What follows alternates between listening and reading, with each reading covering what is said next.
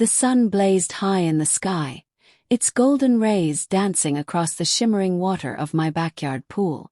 I closed my eyes, letting the warmth seep into my skin, a rare moment of peace after weeks of chaos. The gentle rustle of palm leaves, the occasional chirp of a bird. Everything felt serene. Then, the sharp wail of a police siren shattered the calm. I sat up, heart hammering, as the sound grew louder, stopping just outside my gate. The heavy thud of a car door, the crackle of a police radio. A deep voice boomed, firm and commanding. "Ma'am, step away from the pool with your hands where we can see them." Confusion surged through me. My pool. My house. What was happening? I rose to my feet, wrapping my towel around my shoulders as two uniformed officers strode onto my property. Behind them I spotted my next-door neighbor, Mrs. Calloway. Arms crossed, lips pursed, eyes burning with smug satisfaction. "She's trespassing," she announced, loud enough for the whole street to hear. "She's homeless. She doesn't belong here." I stared at her, stunned. My own neighbor had called the cops on me, at my own home. I am Olivia Carter, a 32-year-old woman who once had everything figured out. A successful marketing career, a beautiful home, and a promising future. But life has a cruel sense of humor, stripping away everything I worked so hard for in the blink of an eye. A sudden layoff, a failed business venture, and a bitter divorce left me scrambling, barely able to hold on to the one thing that remained. My childhood home. The house had been my parents' sanctuary, a modest yet cozy place nestled in a quiet suburban neighborhood. They passed away years ago, leaving it to me, a place filled with memories of laughter, warmth, and unconditional love. But keeping it had been a battle. The bills piled up, and the judgmental eyes of my neighbors never stopped following me, whispering behind closed doors.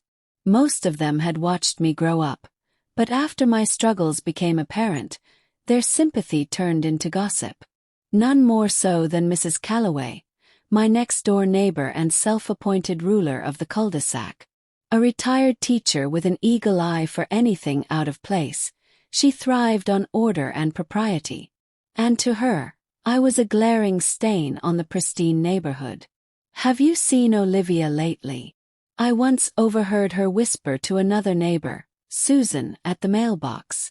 "She's let that house go. And I hardly ever see her going to work. Such a shame."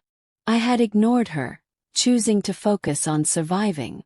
Every dollar I made went toward the mortgage and utilities, leaving little for anything else. Luxuries like home renovations or fancy landscaping weren't an option. Still, I held onto the house with everything I had. It was my anchor, my proof that I wasn't defeated. That morning I decided to take a break from job applications and stress. The pool in the backyard, though slightly neglected, was my escape. A place where, for a few moments, I could forget the weight of the world pressing down on me. I had just leaned back on my lounge chair, eyes closed, breathing in the warm summer air, when my peace was shattered by flashing lights and the sound of police radios. Now, standing barefoot on the hot concrete, wrapped in nothing but a towel, I looked at the officers in disbelief. "I live here," I said, my voice steady despite the knot forming in my throat. One of them exchanged a glance with his partner, then turned back to me. "We received a report that someone was trespassing on this property." I followed his gaze to Mrs. Calloway, who looked triumphant, her arms still crossed. "That's impossible," I said, my voice rising. "This is my home." But as the officers hesitated, doubt flickering in their eyes, I realized something chilling. Mrs. Calloway didn't just want me gone. She wanted to erase me completely. The officer, a tall man with a stern face, adjusted his belt and narrowed his eyes at me. "Ma'am, do you have any identification to prove you live here?" I blinked, my heart pounding. My driver's license was inside, on the kitchen counter. But something in the way he asked made my stomach twist. The fact that I had to prove my right to stand in my own backyard, in my own pool, felt like an insult I hadn't prepared for. Mrs. Calloway didn't even try to hide her smirk. "I told you," she said, shaking her head. "She's been squatting here for months. The house has been falling apart. It's obvious she can't afford to live here anymore." Anger flared in my chest, hot and sharp. "That's a lie." Snap. "I own this house. My name is on the deed." The second officer, a woman with sharp eyes and a calmer demeanor, stepped forward. "Can we go inside? Check your ID, maybe some mail with your name on it." I hesitated. The inside of the house wasn't in great shape, cluttered with unopened bills, half-packed boxes from when I considered selling, and a faint smell of dampness from a leak I hadn't been able to fix. It wasn't a scene that would scream responsible homeowner to anyone looking for an excuse to doubt me. Before I could respond, Mrs. Calloway let out a dramatic sigh. "Look at her. She doesn't want you inside because she knows she doesn't belong here. I wouldn't be surprised if the bank already repossessed it." That was the final straw. I turned on her, my fists clenched. "You have no right to interfere in my life." She scoffed. "I have every right to protect this neighborhood from vagrants." The word hit like a slap. Vagrant. She didn't just think I was struggling, she believed I was nothing. Nobody. Homeless in my own home. I turned back to the officers, forcing myself to breathe. "Fine. I'll get my ID." I walked past them, my feet still wet from the pool, my towel clutched tightly around me. As I entered the house, a sinking realization settled in. This wasn't just an inconvenience. This wasn't just another day of fighting to prove I still belonged here. This was a warning. Mrs. Calloway wasn't going to stop until she saw me dragged away, until my house was empty, until she could pat herself on the back and tell the neighborhood she had fixed the problem. And if I didn't do something, if I didn't find a way to fight back, I might actually lose everything. I stormed into the house, my pulse racing as I grabbed my wallet from the kitchen counter. My fingers trembled as I pulled out my ID. This was my home, my last piece of stability, and yet I was being treated like an intruder. As I walked back outside, I handed the officer my license. He examined it, then glanced at Mrs. Calloway. "It's valid," he said, his tone neutral. The female officer nodded. "Looks like everything checks out." She offered a small, almost apologetic smile. "Sorry for the misunderstanding, ma'am." But Mrs. Calloway wasn't finished. She scoffed. "Misunderstanding? Just because she has an old ID with this address doesn't mean she actually lives here. Did you see the state of that house? If she was really a homeowner, she'd take care of it. This neighborhood has standards." I bit my tongue so hard I tasted blood. She wanted me to snap, to lose my temper and prove her right. I wouldn't give her that satisfaction. Instead, I turned to the officers. "Are we done here?" The male officer gave Mrs. Calloway a warning look. "Unless there's actual evidence of criminal activity, we can't do anything." Then to me he said, "Take care, ma'am." As the squad car pulled away, Mrs. Calloway stayed put, watching me with cold amusement. "This neighborhood isn't what it used to be," she muttered before walking back to her pristine house. I stood there, fists clenched, staring at the back of her perfectly pressed blouse as she disappeared inside. That was the moment I knew. If I didn't do something, she'd find another way to push me out. A plan to fight back. That night, I sat on my worn-out couch, staring at the stack of overdue bills. The mortgage was barely manageable, but the property taxes were creeping up. If I didn't find a solution soon, I wouldn't have to worry about Mrs. Calloway. I'd lose the house on my own. I needed income. Rest. I had spent months applying for jobs in marketing, but my resume kept getting lost in a sea of younger, more fresh candidates. It was time to pivot. That's when I remembered something my dad used to say. When you have nothing left, use what you do have. What I had was a house with a pool. An idea sparked. People were always looking for private event spaces, especially in the summer. If I could clean up the backyard and market it as a rentable pool space for small gatherings, I might be able to bring in some income. I grabbed my laptop and started researching. Turns out, there were platforms specifically for renting out private pools by the hour. It wasn't a guaranteed fix, but it was a start. Facing setbacks. The next morning I got to work. The pool was in decent condition, but the yard needed help. Overgrown bushes, weeds poking through cracked pavement, faded patio furniture. It wasn't exactly luxury retreat material. I rolled up my sleeves and got to work, scrubbing, trimming, and hauling away debris.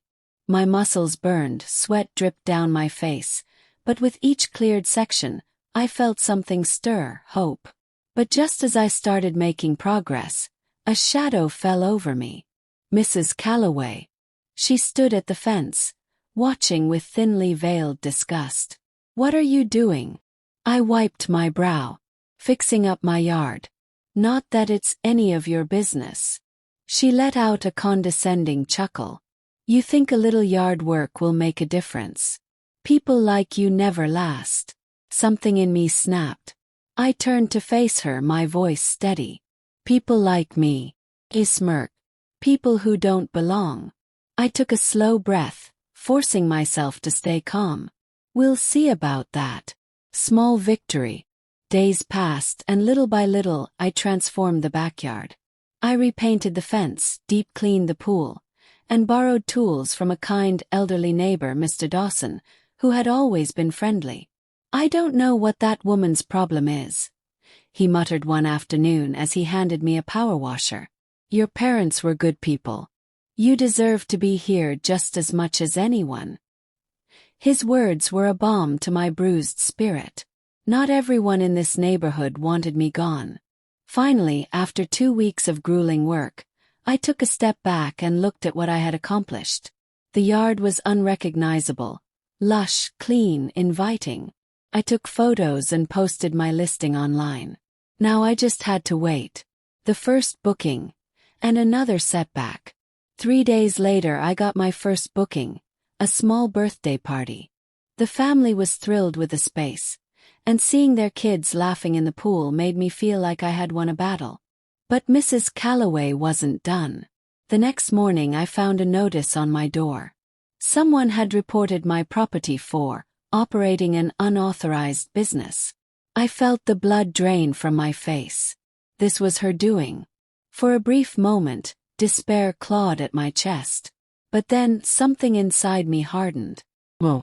I wasn't going to let her win. Fighting back. I spent hours researching local zoning laws, calling the city office, and making sure I wasn't breaking any rules. Turns out, as long as I registered my pool rental as a home-based business and met safety guidelines, I was in the clear. The next day, I marched to City Hall and filed the necessary paperwork. 2 weeks later, I received my official approval. I had won. When Mrs. Calloway saw another group enjoying my pool, her face turned red with fury. I simply smiled and waved. I wasn't just surviving anymore. I was reclaiming my life. The sound of laughter echoed from my backyard as another group enjoyed the pool. I watched from my kitchen window, a deep sense of pride settling in my chest. What started as a desperate idea had turned into a lifeline. Then, a loud knock at the door shattered my moment of peace. I already knew who it was before I opened it. Mrs. Calloway stood there, arms crossed, her expression cold as steel. But this time she wasn't alone. Beside her stood a city official, a man in a neatly pressed suit holding a clipboard. "Ms. Carter," he said, clearing his throat, "we've received multiple complaints about your property. I'm here to conduct an inspection." I felt my stomach twist, but I forced myself to stand tall. "On what grounds?" Mrs. Calloway answered for him. "You've turned this place into a public nuisance. Strangers coming and going, loud music, people splashing around like this is some rundown motel." He scoffed. "It's bringing down property values." I clenched my fists at my sides. "That's not true, and you know it." The official adjusted his tie. We have to follow up on complaints. If your property is in violation of any codes, you'll be fined. Or worse, shut down. I had done everything by the book.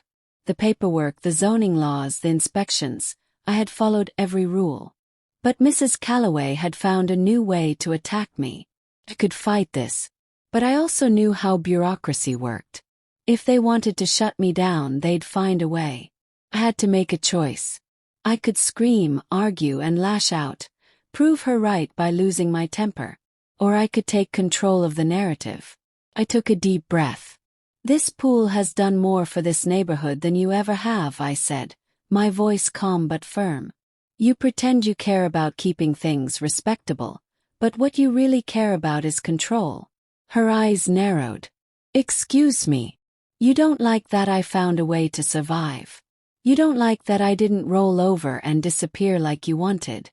I looked at the city official. Go ahead. Inspect the property. You'll find everything up to code. His gaze flickered between us before nodding. I'll do a full report. Mrs. Calloway's lips pressed into a thin line. She had expected me to panic, to crumble. But I didn't.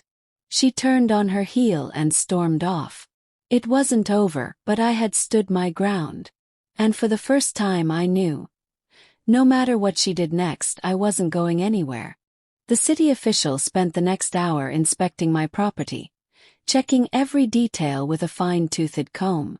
I followed him through the backyard, my stomach knotted with tension, while my guests, who had been quietly watching the confrontation, packed up early out of respect. When he finished, he closed his clipboard and adjusted his tie. Miss Carter, I don't see any violations here. Your permits are valid, the safety measures are in place, and there's no evidence of excessive noise or disturbance. Relief flooded me, but I held my breath as he continued. I will need to file a formal report, but based on what I see today, you're in compliance. He met my eyes. If more complaints come in, we may have to reassess, but legally, you're in the clear. I nodded, exhaling slowly. Thank you. Mrs. Calloway stood on her porch, arms crossed, watching our interaction with icy disdain. She had lost this battle. But I knew she wasn't done. The unexpected offer. A few days later, I received a letter from the Homeowners Association. My heart sank as I read the words. A petition had been started to review my use of the property. Mrs. Calloway's doing, no doubt. But something happened that I didn't expect. A knock at my door interrupted my spiraling thoughts. When I opened it, Mr. Dawson stood there, along with a few other neighbors. We heard about what she's trying to do, he said, shaking his head. It's nonsense. Susan, the same woman who used to whisper with Mrs. Calloway, stepped forward. I signed her petition at first, but I regret it. You're not hurting anyone, Olivia. And honestly, it's nice to see this place full of life again. I was stunned. You don't think I'm ruining the neighborhood? Mr. Dawson chuckled. No, but she does. He nodded toward Mrs. Calloway's house. And we're tired of letting her decide what's best for all of us. My chest tightened with emotion. After months of fighting, I finally had allies. We started our own petition, he continued, handing me a stack of papers. Supporting your right to keep doing what you're doing. Tears pricked my eyes. You did this for me. For fairness, Susan said. We let her bully us for too long. It's time someone stood up to her. For the first time in a long while, I felt like I belonged. The final showdown. At the next Homeowners Association meeting, I walked in with my own petition in hand. Mrs. Calloway sat in the front row, lips pursed, confidence radiating off her like a storm cloud. When she stood to present her case, she spoke with her usual sharpness. This neighborhood has standards, and we cannot allow it to be turned into a commercial enterprise. The board members murmured, nodding slightly. Then I stood. With all due respect, I said, keeping my voice calm, this neighborhood also has homeowners' rights. I'm not breaking any laws, And I've met every regulation required. This isn't about property values. It's about one person's attempt to control others. I turned to face the room, meeting the eyes of those who had once judged me. I've lived here my whole life. My parents raised me in that house. And when I fell on hard times, I did what I had to do to survive. I didn't give up. I didn't abandon my home. I held up my petition. And it seems I'm not the only one who believes I have a right to be here. The board reviewed both petitions. After deliberating, they ruled in my favor. Mrs. Calloway stormed out before the meeting even ended. And just like that, her reign over the neighborhood crumbled, reclaiming my future. In the weeks that followed, something shifted. Neighbors who had once looked at me with pity, or worse, disdain, started stopping by to chat. Some even booked the pool for their own family gatherings. I expanded my business, adding small event packages. Eventually, I earned enough to catch up on my bills and make necessary home repairs. The house, the one thing I refused to let go of, was finally being restored not just in structure but in spirit. One evening, as I stood by the pool, watching the sunset reflect off the water, I felt something I hadn't in a long time. I had been knocked down, humiliated, and underestimated. But I had also risen, fought back, and reclaimed my place. Mrs. Calloway still lived next door, though she no longer acknowledged me. That was fine. I had nothing to prove to her anymore. 'Cause I knew who I was. I was Olivia Carter. And I was home. A year later, my backyard looked nothing like the place I had once struggled to maintain. The pool shimmered under the afternoon sun, the patio was decorated with string lights, and the once overgrown yard had transformed into a lush, welcoming space. Laughter and music often filled the air, but this time it wasn't just from guests. It was from friends, from neighbors who had once doubted me but now supported me. Business had grown beyond what I ever imagined. I expanded my services, offering small event packages, weekend retreats, and even swimming lessons for local kids. What had started as a desperate attempt to keep my home had become a thriving part of the community. One evening, as I was cleaning up after a small gathering, Mr. Dawson walked over, leaning on his cane. "You know," he said, smiling, "your parents would be proud of you." I swallowed the lump in my throat and nodded. "I hope so." He chuckled. "No doubt about it." As I stood there, watching the sunset reflect off the water, I realized something. This wasn't just about survival anymore. It was about taking control of my own story. About proving that no one, not even a woman like Mrs. Calloway, could decide my worth. I had fought for my home. And in the process, I had built something even greater. A future filled with hope, resilience, and belonging.